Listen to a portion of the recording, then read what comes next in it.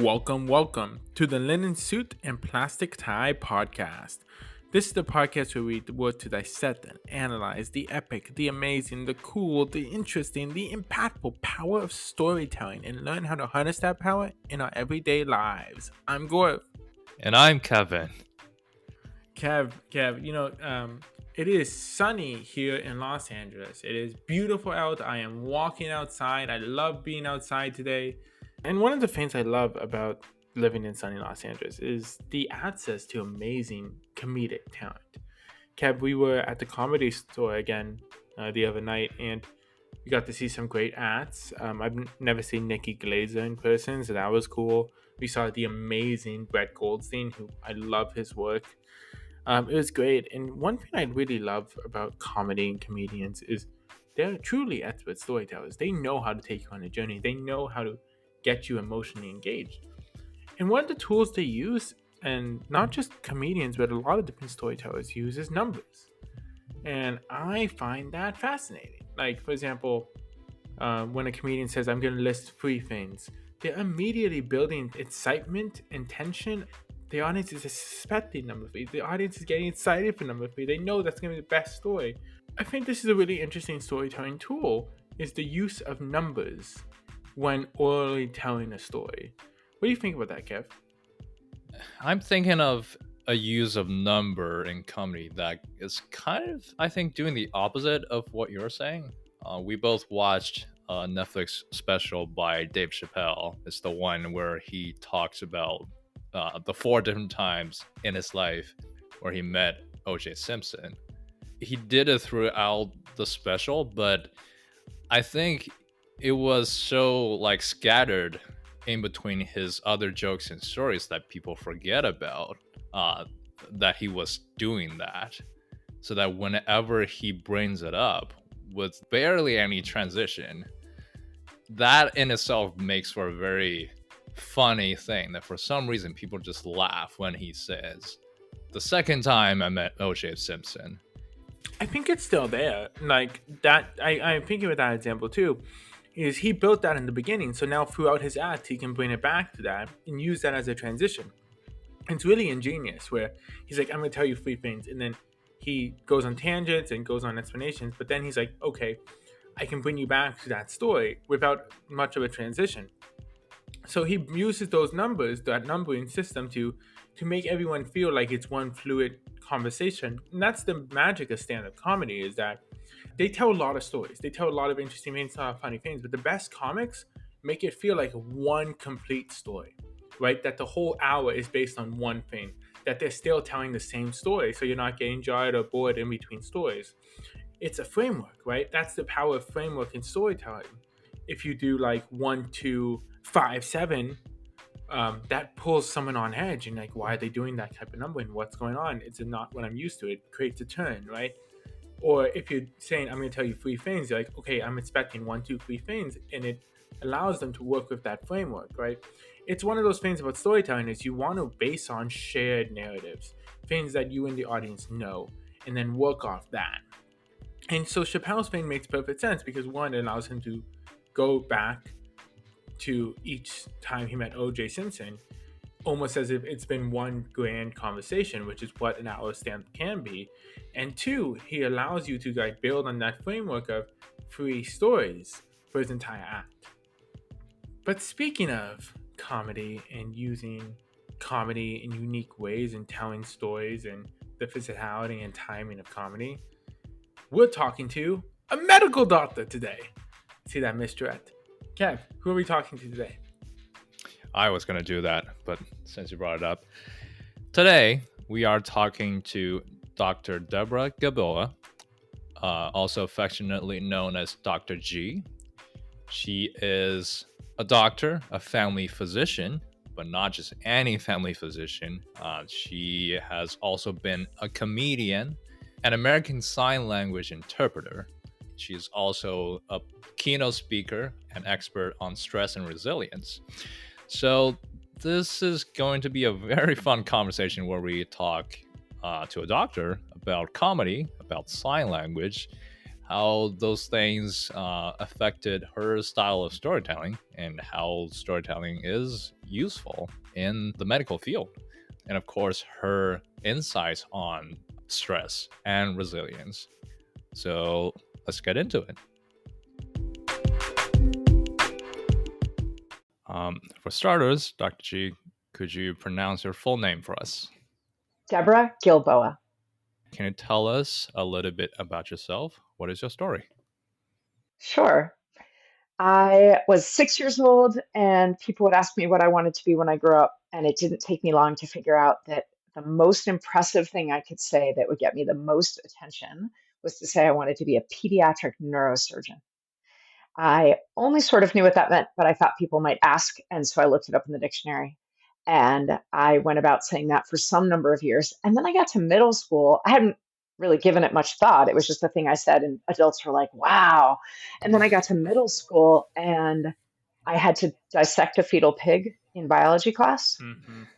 And it made me feel really sick to my stomach. And I thought, okay, well, I'm not going to be a doctor then, not knowing that when you're in puberty, you're much more affected by smells and sights like that, and your stomach is more likely to be turned. That when you're an adult, that goes away for most people. Hmm.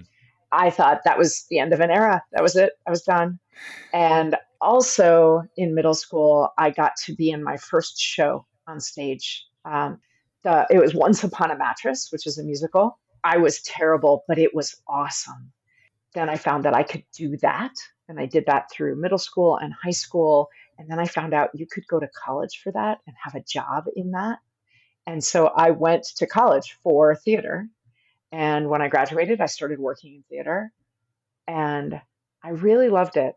And I spent 6 years getting in theater. Your job lasts however long the show lasts. So it might be 2 months or 6 months, but it's very quick turnover. And I ended up about 5 years in getting a job that was miles ahead. It was really at the top of my field in terms of opportunity and exposure and reputation. I was at a theater in Chicago called Second City. It's an improv theater company.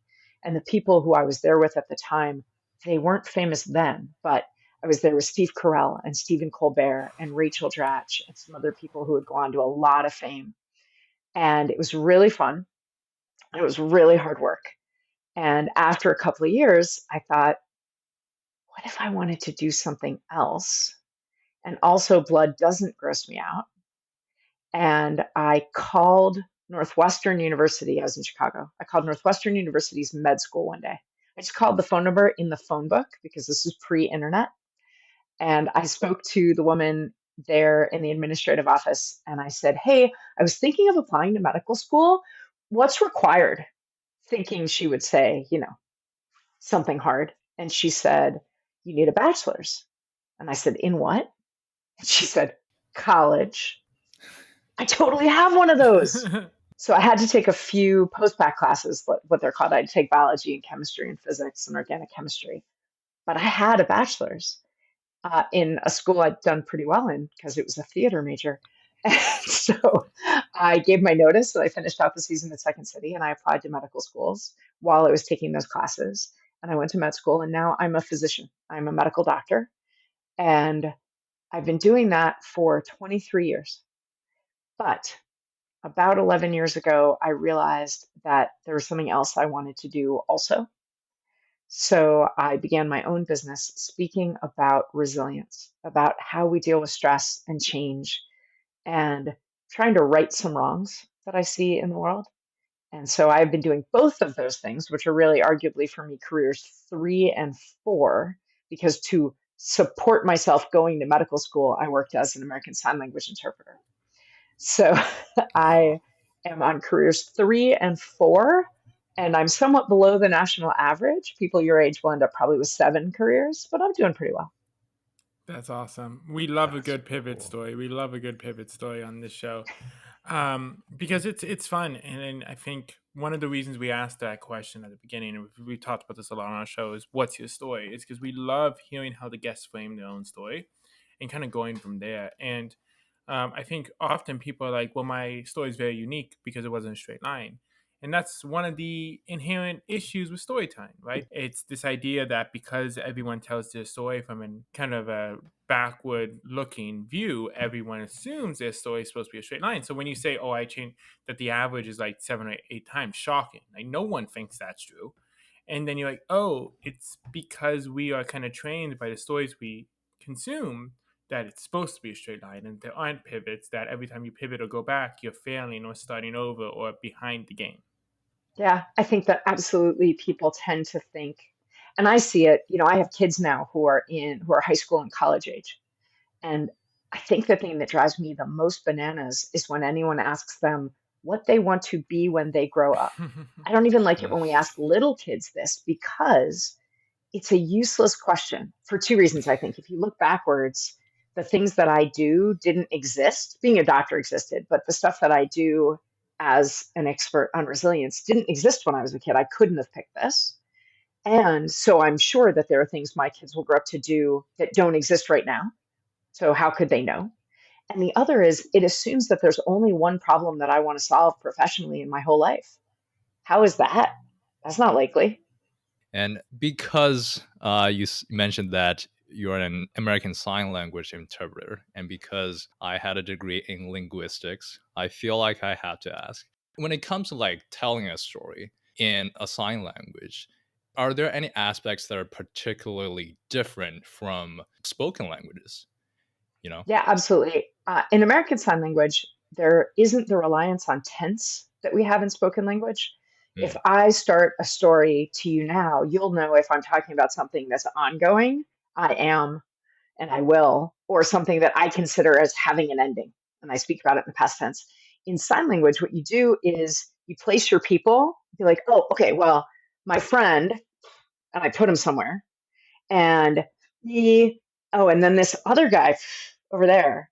And you know now for the whole rest of the story, if I'm looking this way or I'm talking about this person over here, I'm showing where they are. And at the very beginning of the story, I'll start yesterday or 3 years ago, but then I tell the whole thing in present tense using all this directionality. So you know that the look on my face now is the look I had, or the look on my face now is the one my friend had.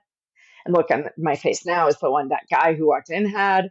And I don't have to explain all that. But so I think being an ASL interpreter really helped me think about where I put the people in my stories. So now when I'm on a stage giving a keynote, I put people, even though it's a spoken language and a hearing audience almost always, I still put people in those places and I turn and I use my body to show who I am and I change something about my posture and my facial expression to show that person's personality. And I think that placing it makes it more real and helps people feel that it really happened. That's really interesting. I grew up in Toronto, and so I'm a fan of the Toronto Second City. I've been a bunch of times. It's so cool that you worked with Corel and Colbert and got to kind of experience that training. But what I love is this connection, right, to what you do now, not just your MD, but your ASL, but and your Second City training. You see how that all connects in your public speaking. I think that's fascinating, especially we've been seeing a lot of videos of comedians acknowledging their sign language interpreters and having conversations Yeah. with them. It was so fun when I interpreted to have the performer acknowledge. It was Yeah. always a little funny. Also, this was a bucket list moment for me, and it's going to show my age. I got to interpret for Billy Joel, Oh, and wow. he was doing a master class. It was him and a grand piano and a keyboard on stage, and he was singing some of his music, but mostly telling stories and answering questions from the students in the audience. It was about 5,000 people, and I was the interpreter. And at some point, he started talking really, really fast, and I was signing to keep up. And then he went really slowly, and then I felt a tap on my shoulder, and I looked, and he was right there.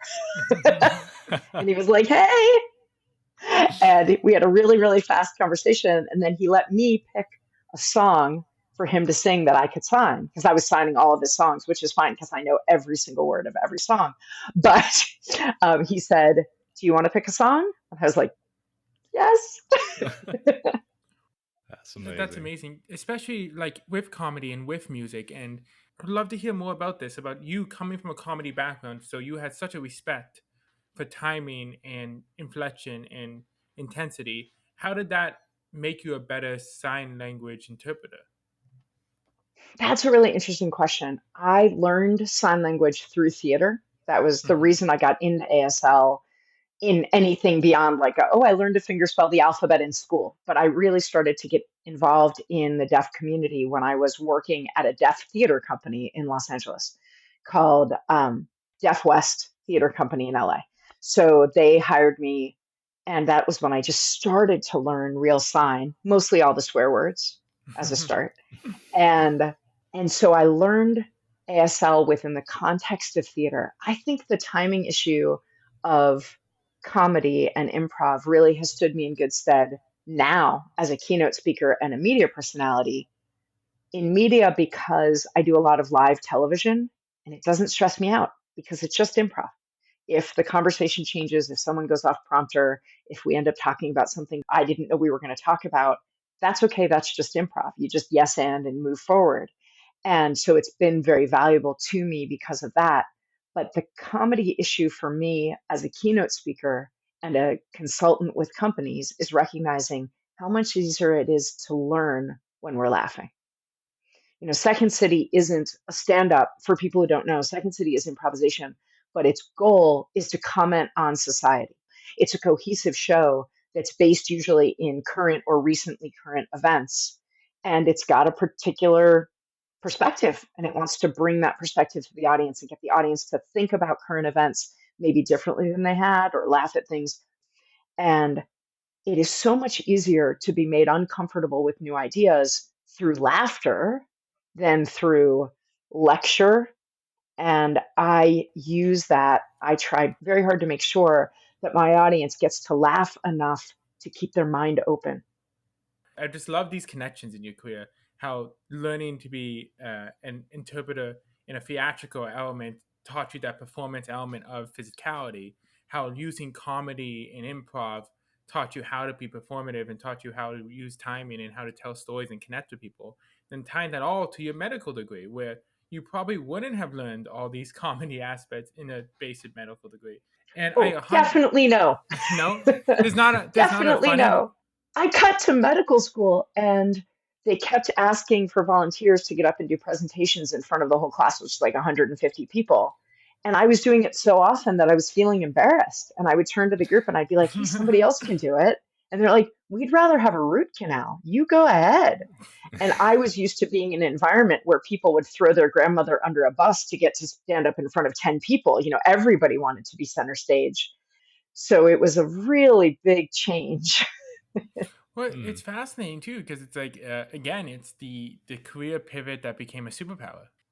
Obviously, we also want to get into your other career about the study of resilience and stress. Let's start from like a more basic understanding. How would you define stress?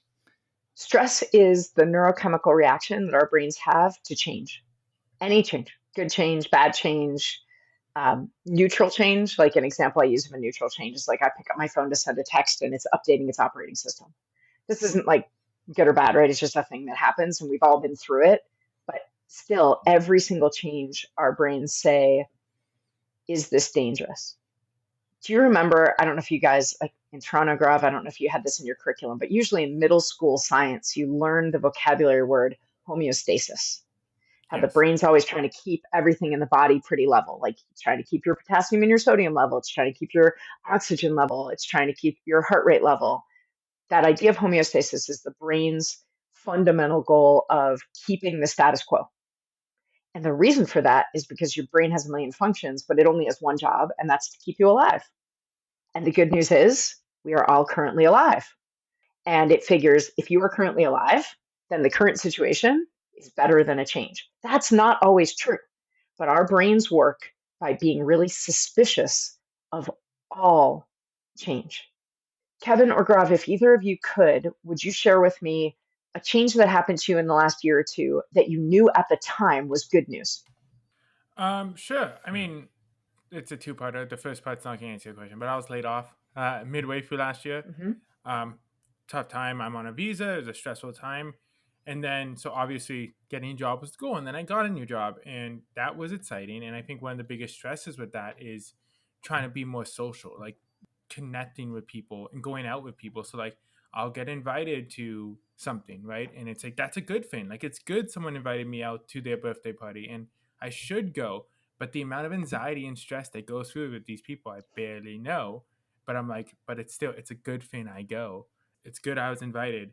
But it's like, a part of me is always going to be like, well, I wish I didn't. So I didn't have to go through the stress and anxiety of going to this thing. Yeah, and you see that really clearly, but I'll use something that might be counterintuitive for people. Even you're getting a job. So Hmm. you find out you're getting laid off and your brain is like, "Uh-oh, we could lose our income, we could lose our housing, we could lose food, necessities," right? And distrust, like, is it really a layoff? Did they have to lay me off? Is this Hmm. maybe somebody just didn't like me and like they're saying it's a layoff, but it's really personal? And then discomfort. Like, what am I going to do all day? And I have to put myself out there to get another job, and that's uncomfortable. But the same three safety mechanisms of loss, distrust, and discomfort, when you found out you got a job, was it an email or a phone call? Let's say phone call. Okay, so you find out that you get it, and I hope that you felt relieved, happy, whatever, but also your brain is like, wait a minute, what could we lose, right? Is this job going to be enough to keep my status, my immigration status? Is this job going to actually be able to fund my life enough for me to have my necessities? Is anybody in my own friend or family group not going to like this and it's going to put our relationship at risk? And then distrust, like, did they really say I got it? Were they sure? Were there still some things they had to check on? Can I really do what I told them at the interview I could do? Am I going to like this job? Was this the right job? Should I have applied for this job? And then discomfort. I'm going to have to meet new people. Where am I going to eat lunch? Do I have to drive there? So I have to figure out where to park. So that loss, distrust, and discomfort pops up even with qualitatively good change. Like, Hmm. you wanted a job and now you have a job. That's a good thing. And yet your brain still says, cool, but could we die though? And so stress comes from all change. That's so important. And literally everything you were saying, I'm like, I felt that this week. Like, like I felt that when I got the job in so many different ways. I'm like, it was quantitative good. It was not even just a job. It was an amazing job and a job I was excited about, better than the one I lost. Like everything checked the boxes. And when you recognize that what you're experiencing, that stress, that's normal, that's healthy, that your brain does that. It's like if you went to the doctor and you were just getting a physical and I tapped your knee with my reflex hammer and your leg kicked, some part of you would be like, oh, that was weird, but also good, right? Like, it's supposed to do that. That means my body is healthy. I'm good. If you could look at that stress reaction to change in the same way, please, because it's just a reflex. You can't control it. It just means your brain's doing what it's supposed to do. It doesn't mean that you are lazy or anxious or stubborn or unprepared or weak. And a mistake that people often make, leaders, they announce a change and people push back with like loss and distrust and discomfort. And they think, oh my gosh, they don't trust me. Don't they know that I have their best interests at heart? Like, parents do Hmm. this all the time. Spouses and partners do this all the time. Like, what, you don't trust me? So they either think, oh, it's a referendum on me, or your reaction is a referendum on your character and you must be weak or lazy or so. And it's neither of those things. It's just a reflex. People, it's just a reflex. So you like let the reflex play out. There are skills, and this is some of the stuff I talk about, that you can use, strategies you can use to navigate it a little bit more easily and be less bothered, right? You can remain unsurprised. But the first step is to just be like, oh, yeah, I heard that doctor on that podcast, and this is a real thing, and there's nothing wrong with any of us. Great, moving on. It's the storytelling, right? It's the stories we tell ourselves based on this stuff where Yes, this is all negative. yes. So I would love to talk to you how you deal with that storytelling when you're paralyzed by planning, for example. I think for what I do personally is when I have something I'm anxious about, I get so deep into the planning of it, like anything I can control, the logistics, the Ubers, the pricing it out. So I can be like, because that's where I put a lot of my anxiety in the stuff I can control.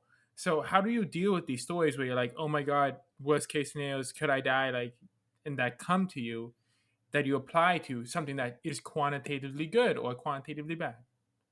So, one of the tricks that I like to teach people, that's really just a hack, and that is, if you get lost in the what ifs, and so many of us do, especially after midnight to 4 a.m. is just filled with what ifs. If you're awake, you're spinning, right? So, Yeah. so try switching what if to what is. So let's say it's the night before your new job, or even bad news. It's the night before a biopsy. I'm going to use a medical example, right? Like, you've been told you have cancer and it's for sure cancer. That's definitely bad news. And you're going into the hospital to get a biopsy to figure out how bad it is, right? This is a terrible story, but it's truth.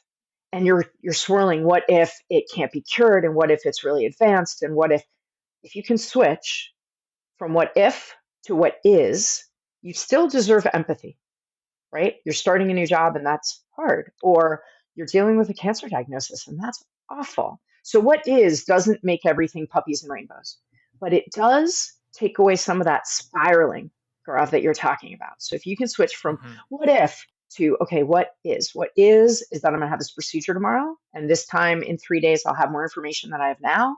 What is that six people in my life offered to go with me, and I picked the right person to go with me. They'll make me laugh, or they'll bring me Starbucks afterwards, or they'll hug me right, or they'll play the right music when we're driving, or whatever it is. But like, what is that I've done everything I can to be as ready for this as I can. And if I'm not asleep tonight, that's okay. Maybe it means I'll sleep better tomorrow, right? What is that right now I'm alive. What is that right now I've learned to ask for some support from people, or I haven't, but what is I'm realizing I need more support than I've asked for, and I can, as soon as it's not 3 in the morning, I can ask for that support from people that care about me. So focusing on what is instead of what if can, and this is another medical word, but it can like defibrillate that rhythm that you're in of like spiraling. To kind of expand on that what if as well. Social media. Every life we imagine we want to have, you can find on social media where somebody's living it and living it to the fullest. And that's one of the biggest stress inducer for so many people. So I kind of want to get your input on this as well. How do we deal with stress from social media? One of the skills that helps us be resilient, and we haven't really talked about it, but I'll just Mm. really quickly define resilience. Resilience is the ability to navigate change and come through it how you want to come through it. So Hmm. it is how to handle all stress, because that's why resilience isn't only about obstacles or difficulty or struggles, it's about all change. So resilience is the ability to navigate change and come through it the kind of person you want to be. And so if you are finding that social media is a struggle at times, sometimes it's great. Sometimes it makes you laugh, makes you feel more connected. I loved Instagram this week because I got a call from my 20-year-old son in the military. And I was like, hey, what's up? And he said, I saw a post on Instagram that said, call your mom. So I did. I was like, That's okay, great. Instagram's my favorite right now. That's awesome. But if what you are seeing on social media is starting stories in your head about you being less than, then social media isn't serving you right that minute. That's a really good indication. If you think everybody on social media's stories are about you, meaning about what you don't have or what you haven't accomplished or what you can't do or anything like that, that's social media telling you to step away for a minute. And I don't mean take all the apps off your phone for a month. I just mean right that minute, social media is not serving you. Yeah, it's a funny thing really that we think almost that we're slaves to our phone, but we can turn it off. Again, it's these Yeah. stories. Like you can go to sleep. Like it's something I'm really been thinking a lot about recently about because I have a lot of my internal like spirals at night. When I'm high anxiety, I have trouble sleeping. When I'm having trouble sleeping, I'm high anxiety. And recently, I'm like, I can just go to bed, right? I don't have to watch that episode, that TV show. I don't have to do this. I can just go to bed. And it's that funny thing because we have so much more control, but we have these stories where it's like, oh, this is gonna fix this. Or if I do one more scroll on Instagram, it's gonna make me happy. It's gonna make me feel connected. It's why I really struggle with social media and I don't really do social media because I have such social comparison issues. But the one I do a lot is LinkedIn. And LinkedIn is tough for me sometimes because anytime you have a celebration, you can always find someone younger who's doing more put together almost. And Yeah. it's tough because you forget. You can just disconnect from that story. And our brains see every story in relation to us, and it isn't. Also, It's only a portion of their story, especially on LinkedIn, actually. People on LinkedIn don't think of, there was a term years ago called fake booking for Facebook, right? Mhm. That you'd put something fake, you put your fake life on Facebook. And I think that that's true to an extent. It's okay with my kids for me to post a picture of them all hanging out in our kitchen. It's not okay with them for me to post a picture of them having a big meltdown over, failing a class. That would not be okay. And so it isn't necessarily fake to say, hey, this one moment looked like this, because that one moment did. What's fake is the story that you tell yourself when you see that that's what my life always looks like. If you count up the 6 times I posted on Facebook this month, you're seeing 6 minutes of however many minutes there are in a month. And it's probably a pretty accurate representation that that's how many minutes were awesome and the rest of them were not. But we write stories only about what we see, and our brain tries to fill in and tell us that's the whole story. I think our work is remembering that is a fraction of the story. And it's a great improv game to play with yourself, to imagine 5 minutes before or 30 seconds after any picture you're seeing. Hmm.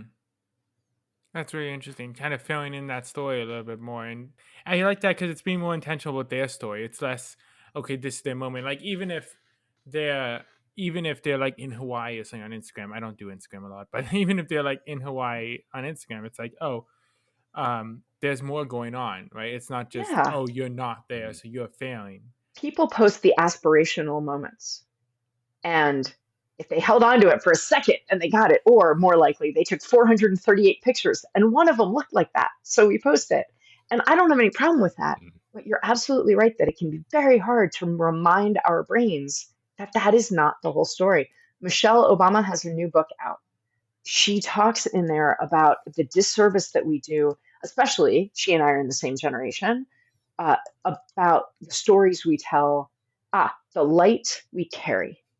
And she talks Hmm. about the disservice that we do to people a generation younger and not telling them how hard marriage is and how stressful it is to have kids and how that work life balance is totally elusive. And you might get balance over a year, but you don't get balance every day. She's really tackling this issue in a generational way that I think is really helpful. So if that's someone who speaks to you, you might really appreciate that book. But really, every time you follow someone on Instagram that you really admire, or you're reading a post on LinkedIn, because people, especially in Gen Z and millennials, really value authenticity, you might direct message that person and be like, hey, so I'm so pleased for you. And it's really impressive. And also, could you just let me know, was that the first picture you took? Did you get that? Did you reach that accomplishment on your first try? And let them have the opportunity to tell you the whole story. Yeah, that's such a great perspective, and it's humanizing our images to each other, right? And that's one of the biggest ways that storytelling can help us connect. And what you say about knowing the full story is absolutely important because otherwise we end up just construct fictions about ourselves and about each other because we're only seeing that glamorous side of each other. And It's heightened on social Hmm. media, but this is true in our real lives too. You have friends who, or people that you know personally in your real life, who seem to have it easier, right? Their relationship, their family situation, their work life, whatever it is, because you know all the work you've put in. You know intimately all the work you've put in. You hear your inner yeah, monologue, but you don't hear anyone else's inner monologue. Even some of my closest friends, I had a big accomplishment 2 years ago. I had my second actually, but a really big professional development is I had a TED talk.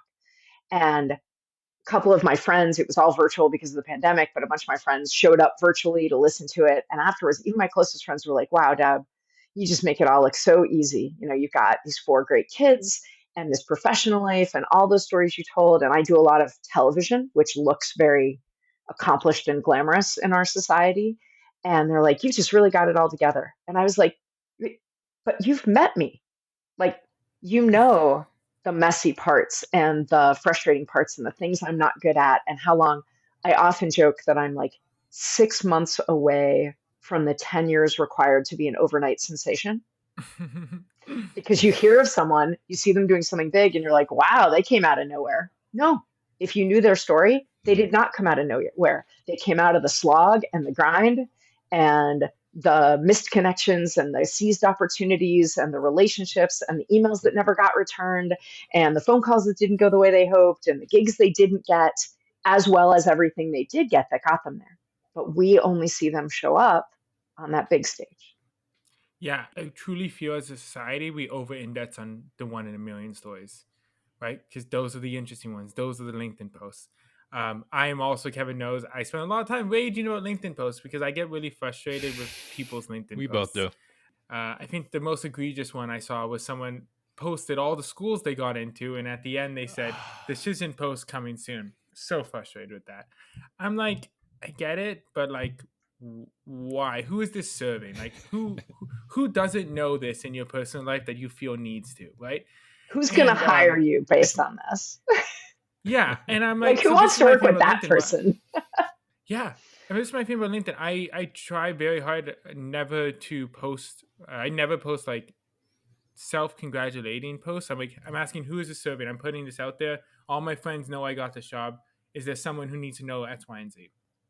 I struggle with this myself because I was on Good Morning America last week, and I want to post that. It would be shooting myself in the foot to not let my clients and my potential clients know that I did it, right? To make somebody want to work with me. But also, nobody really wants to read the story that's like, look at me, I got to be on Good Morning America.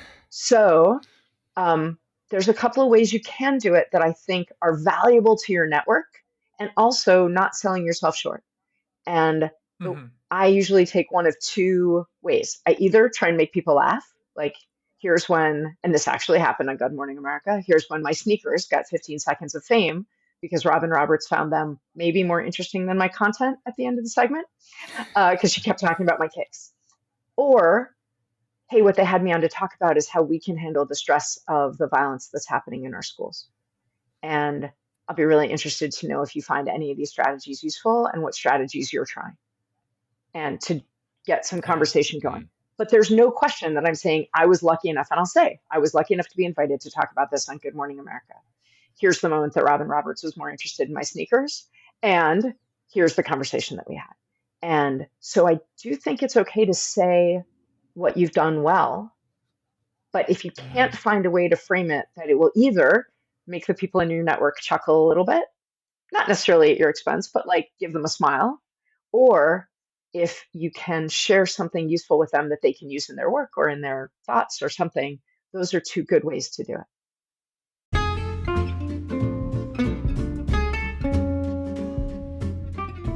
Dr. G, we've learned so many great stories and insights from you today. To be mindful of your precious time, we have a closing segment called Suspenders. So this is where we ask you a fun, random question that's unrelated to anything, and you can give us any answer you feel like.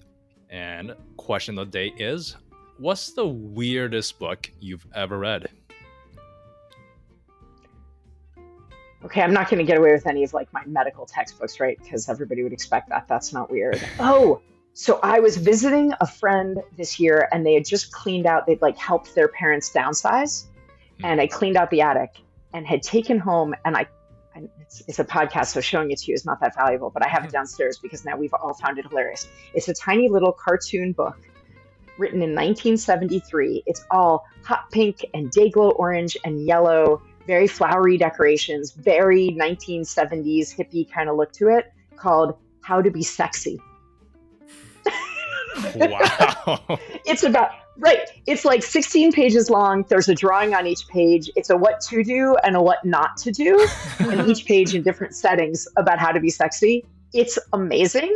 I'm sure it's out of print, but it's definitely available online. You should absolutely Google it because, wow, it's priceless content. Well, this has been amazing. Thank you so much for joining us. It's such a pleasure. And I think the work that you're doing is so valuable. Everybody who's listening, who's just thinking about what are the stories that I tell myself about the things I see, and am I assuming I know the whole story when I only know a little part of it? That's really helpful.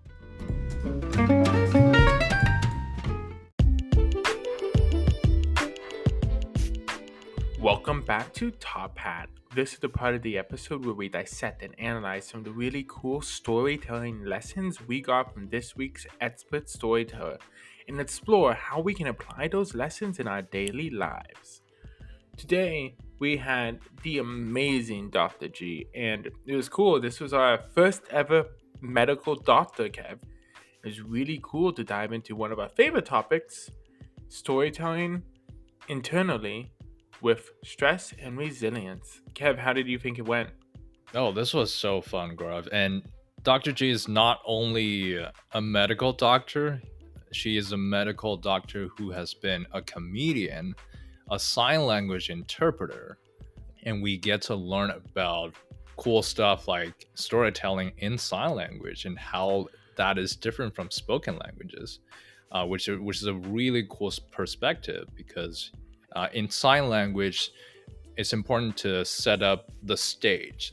Storytelling is very spatial, so the people who tell stories this way, it allows people who tell stories this way remember certain things better because they're able to build the stage inside their mind. So I think that's also a really good lesson for any obviously language user, but also bilingual and multilingual people to think about across the different languages you speak, how is storytelling different and what are the unique storytelling themes from the languages you know. So I think that's a really cool insight.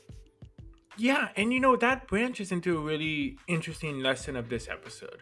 Kev, sometimes you and I debate before we get into an episode in the editing process. Is this show or is this episode about the storyteller and their unique storytelling skills from their careers? Or is it about the type of storytelling they explore?